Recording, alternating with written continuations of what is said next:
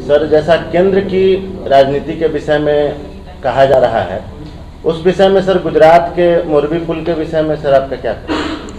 देखिए, उसके बारे में तो साफ साफ बात सामने आ ही गई है कि किसी की लापरवाही के चलते कितने लोगों की जान चली गई। और लापरवाही सिर्फ जो एजेंसी थी उसकी नहीं थी, जो मॉनिटरिंग करने वाले लोग थे, निगरानी करने वाले लोग थे। वहाँ पुल पर एंट्री के पहले शुल्क भी लेने का इंतज़ाम था, शुल्क लेने का इंतज़ाम था, उसमें पैसा की वसूली हो रही थी। कितने लोगों को एक बार जाना चाहिए पुल पर, कोई देखने वाला नहीं था। कुल मिला कर वहाँ जो सरकार प्रशासन में लोग हैं उनकी जवाबदेही थी। ऐसे जांच चल रही होगी, लेकिन प्रथम दृष्टया तो दिखता है ना कि वहाँ जिनकी जवाबदेही थी निगरानी करने की, उन्होंने निगरानी नहीं की ठीक से, इसलिए ऐसा हादसा हो गया है। जो भी दोषी है उनको सज़ा मिलनी चाहिए। और बाकी इसी तरह की एक घटना पश्चिम बंगाल चुनाव के पहले हुई थी, जिसमें बहुत कम लोगों का डेथ हुआ था, 10-12 लोगों का शायद डेथ हुआ था। और उस वक्त आदरणीय प्रधानमंत्री जी गए थे पश्चिम बंगाल में भाषण करने, तो उस समय क्या क्या कमेंट उन्होंने किया था पश्चिम बंगाल सरकार के ऊपर। आज तो उससे कई गुना बड़ा हादसा गुजरात में हुआ है।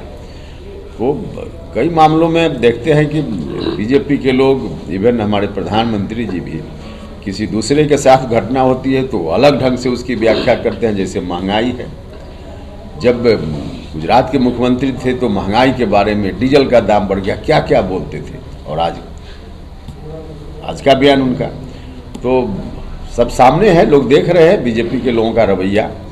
लोकसभा चुनाव में लोग इसका असेसमेंट करेंगे।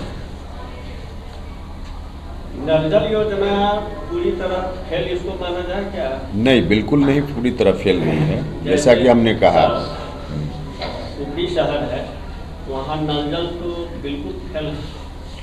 पुपरी शहर फेल हो सकता है, हमको नहीं मालूम पुपरी के बारे में, लेकिन इसका मतलब पूरा बिहार फेल हो गया ऐसा नहीं कहा जा सकता। हम जिस गांव में गए थे, अभी हम देख कर आए हैं, वहाँ ऑपरेटर जिस दिन मोटर चलाता है उस दिन पानी आता है, अभी भी नहीं चलाता है उस दिन पानी नहीं आता है।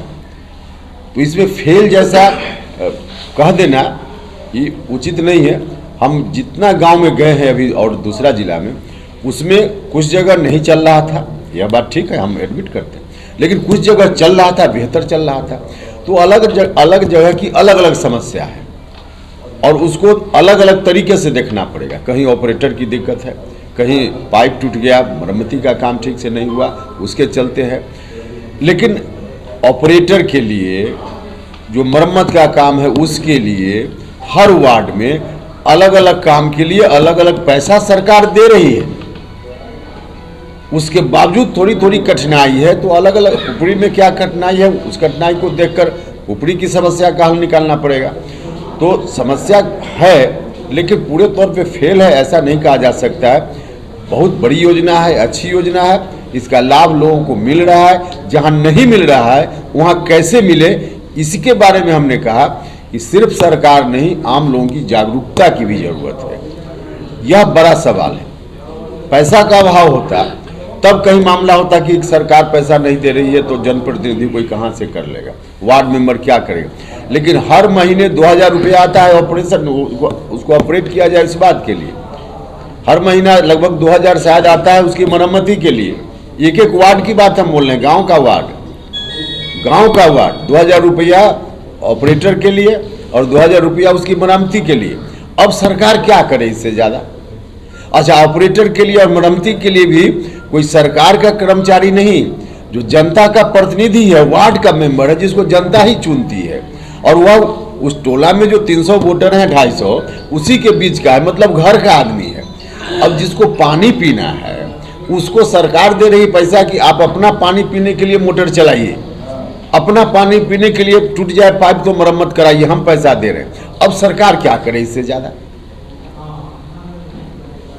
सरकार शिक्षा के लिए भी बहुत अच्छे कार्य कर रही है, स्कूल भवन हर चीज़ अच्छे हैं, टीचर भी हैं, परंतु शिक्षा का स्तर सर गिरता जा रहा है। देखिए, टीचर भी अच्छे हैं, टीचर भी हैं, स्कूल भी है, उसके बाद फिर वही समाज का मामला आ जाएगा। हम लोग जब पढ़ते थे उस वक्त इस तरह की छत नहीं हुआ करती थी, छप्पर हुआ करता था। और छप्पर जब बरसात में चूने लगता था तो उसमें बीडीओ साहब के यहाँ या मुखिया जी के यहाँ हम लोग के पिताजी पैसा मांगने नहीं जाते थे, इंतजार नहीं करते थे कि पानी चू रहा है तो कोई आएगा बनाएगा। गांव के लोग करते थे। मतलब समाज को अपनी भूमिका करनी चाहिए। धीरे धीरे समाज के लोगों ने भी अपनी भूमिका वहाँ से हाथ खींच लिया है। वहाँ से हाथ खींच लेंगे तो कठिनाई होगी। मीडिया के साथ सर एक समस्या आती है, बराबर स्कूलों में हम लोग जब दिखाते हैं कि टीचर समय से नहीं आते हैं, बच्चों को समय से पहले छुट्टी कर देते हैं, मिड डे मील मेनू के अनुसार नहीं मिलता है, जैसे जब दिखलाने के लिए जाते हैं तो मीडिया के साथ अभद्र व्यवहार किया जाता है और बोला जाता है कि आप लोग यहाँ अलाउ नहीं है, परमिशन लेके आइए। इसके लिए सर आप देखिए, इसमें भी हम बताएंगे, हम जाते हैं तो गाँव में बोलते हैं। हर स्कूल में शिक्षा समिति है और शिक्षा समिति में कौन लोग हैं? वही वार्ड का मेंबर, और जिनके बच्चे पढ़ते हैं उन्हीं के माता पिता उसमें मेंबर हैं। कई जगह हमने कहा कि भाई आप ही लोगों को देख रेख करना है, क्यों नहीं करते हैं? अब थोड़ी सामाजिक समस्या भी एक आध जगह है। कहा लोग वहाँ के लोगों ने कि जो मास्टर साहब हैं वो गांव के हैं। एक जगह कहा कि गांव के हैं और हम दलित टोला में सुबह में जाते हैं, दलित टोला की बात हम यहाँ की नहीं दूसरी जगह की बात कर रहे हैं। वहाँ कहा कि हम लोग दलित लोग हैं, मास्टर साहब गैर दलित हैं, वो आते हैं, हमारा बच्चा अगर ज़्यादा तंग करता है कि पानी पीने का चापाकल नहीं मास्टर साहब, तो कहते गए तुम है कौन, मैंने जात का नाम लेकर। ये सामाजिक समस्या है, सरकारी समस्या नहीं है। अब उसको तो समाज के स्तर पे थोड़ा देखना पड़ेगा। शिक्षा समिति के लोगों की जवाबदेही है कि हर महीना लोग मीटिंग करें, मीटिंग करके मास्टर साहब पर, पढ़ाई लिखाई पर, स्कूल की और व्यवस्था पर ध्यान रखें। लेकिन कोई करता है क्या? नहीं कर पाता है। अब कहिए तो लोग कहते हैं कि अब मास्टर साहब गांव के हैं, अब उनसे लिहाज है।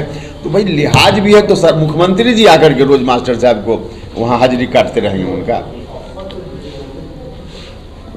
इन तमाम चीज़ों के लिए जो गांव में योजना है उसके लाभ के लिए तो गांव के लोगों को थोड़ी सजगता लानी पड़ेगी। ठीक बोल रहे हैं आप, जाते होइएगा तो लोग थोड़ा कर, हम लोग जाते हैं तो नहीं कर पाता है, इसलिए कि लगता है कि इनके साथ करेंगे तो और बहुत सारे लोग हैं, दिक्कत होगी। अदरवाइज कोई अकेले चला जाए तो लोग है जो मीडिया नॉट अलाउड, हम लोग के पास लेटर है, आप लोगों को नहीं आना है अंदर, परमिशन लेके आइए। हम लोग किस से परमिशन लेके जाते रहेंगे, कौन कौन से स्कूल में सर? नहीं, ठीक बोल रहे हैं, आपकी बात से हम सहमत हैं। होगी ऐसी बात। स्थानीय स्तर का एक और प्रश्न पूछना चाहूँगा। ऊपरी में 2 हाई स्कूल है, +2, एक बालक एक बालिका। उस हाई स्कूल में आज तक मोटा मोटी 1 दशक से नियमित रूप से वर्ग संचालन नहीं हुआ। कहीं भवन का अभाव है, शिक्षा का अभाव, बच्चे कोचिंग पर ही निर्भर है। अब देखिए, इसमें जो बच्चा जो कोचिंग वाला है, एक जगह का मामला नहीं है। ऊपरी स्कूल की बात अपनी जगह है, लेकिन हम जब बच्चा कोचिंग की बात कर रहे हैं, हम लोग मतलब जो गार्जियन हैं अपना बच्चा का नाम इसलिए सरकारी स्कूल में लिखवा देते हैं कि सरकारी स्कूल के सर्टिफिकेट की ज़रूरत पड़ती है किसी स्टेज में, या सरकारी योजना का कुछ लाभ मिल जाता है, नाम लिखवा देते हैं। हाँ, अब पढ़ाते हैं पटना और दिल्ली कोचिंग में रख करके। तो इसको कैसे सरकार और मुख्यमंत्री जी है मामला। अब पुपड़ी की अलग समस्या होगी, उसके लिए तो अलग से जानना पड़ेगा कि क्या मामला है, लेकिन जनरल तो ये है। पुपड़ी में थोड़ा वहाँ भवन नहीं है, भवन के लिए तो कमरा तो ही पता है। हाँ, तो ये भवन वाली बात है, भवन निर्माण का काम उसको हम देखते हैं, बता रहे हैं तो बात करेंगे। और लोग भी, हाँ, तो और लोग, इसलिए हमने कहा कि बात करेंगे। विधायक जी भी हैं तो सुन ही रहे हैं और हम भी बात करेंगे, ये बात ठीक है।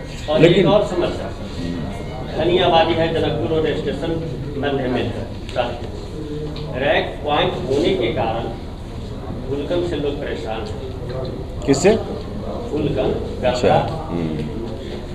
एक भी नगर की सड़क दुरुस्त नहीं। विधायक जी जानते हैं, जाते हैं, शायद तक परेशानी नहीं हो। तो विधायक जी हैं, सुन ही रहे हैं। देखिए, एक तो बड़ा जो हमको भी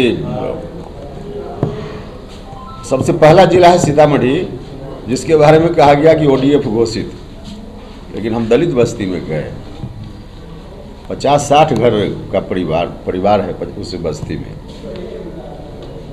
मतलब आधे लोगों का भी शौचालय नहीं बना हुआ है। और हम मॉर्निंग वॉक के हिसाब से थोड़ा आगे बढ़ना चाहें, चलने लायक स्थिति नहीं थी। ये सब समस्या तो है, और सीधे आंख बंद करके हम लोग कह दें कि सब ठीक है। हाँ, मुख्यमंत्री जी की नीयत पर कोई सवाल नहीं उठा सकता है, उनकी नीयत पर कोई सवाल नहीं है।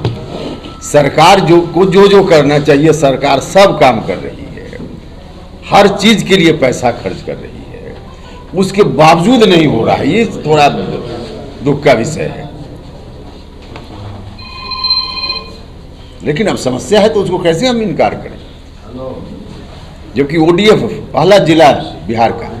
हम नहीं करेंगे सिर्फ सीतामढ़ी की स्थिति, और जगह भी स्थिति हो, मतलब जनरल हम बोल रहे हैं, लेकिन है।